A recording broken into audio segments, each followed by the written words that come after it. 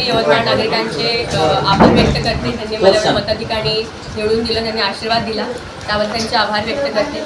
आजच मी पदग्रहण सोहळाच आमचा संपूर्ण झाला आहे आणि तुम्हाला एक सांगते की जसं माननीय मुख्यमंत्री साहेब मी 100 दिवसाचा त्यांचा आराखडा त्यांनी दिला होता, तसंच आम्ही त्यांच्या पावलं पाऊल टाकण्याचा प्रयत्न करत आहोत.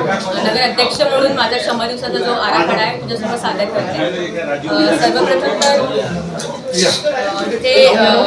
जे आपले हा जो आराखडा हा पारदर्शक म्हणून आपल्यासमोर राहणार आहे. सर्वप्रथम तर ह्या अंतर्गत नगर परिषदेचे संकेतस्थळ जे आहे ते अद्ययावत करणार आहोत आपण.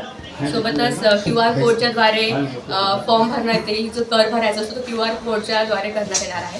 तसे जे माहितीचे जे अधिकार आहेत ते पूर्ण माहिती सहज उपलब्ध करून देण्याकरिता हे आधुनिक सुविधा आहे. सोबतच जे युवक, महिला आणि विद्यार्थ्यांसाठी कौशल्य विकास, स्वयंरोजगार, स्पर्धा परीक्षांचे मार्गदर्शन व कर्ज सुविधा उपलब्ध करून देण्यात येणार आहे. आणि शहरातील स्वच्छता, रस्ते सुधारणीकरण आणि बेवारस जे वाहने हटवणे जे आहेत आणि त्यांचे अभिलेख वगैरे सगळे हे करून देणार आहोत आम्ही.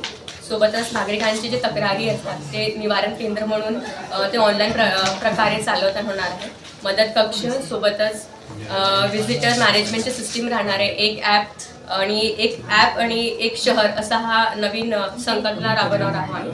सोबतच हे आर्थिक विकासासाठी सुलभ परवाने, पायाभूत सुविधा, पाणी पुरवठा आणि CCTVची यंत्रणा, तसेच उद्योग सुविधा केंद्र आणि हे शिक्षण व आरोग्य क्षेत्रात डिजिटल शिक्षण देण्याचा प्रयत्न करणार आहोत आणि याची अंमलबजावणी आम्ही लवकरात लवकर करत आहोत. या 100 दिवसाच्या कृती आराखडा सुशासन आणि पारदर्शकता आणि नागरिकांचा विश्वास आणि या यवतमाळ शहराचा सार्वजनिक विकास करण्याचा महत्त्वाचा टप्पा ठरणार आहे.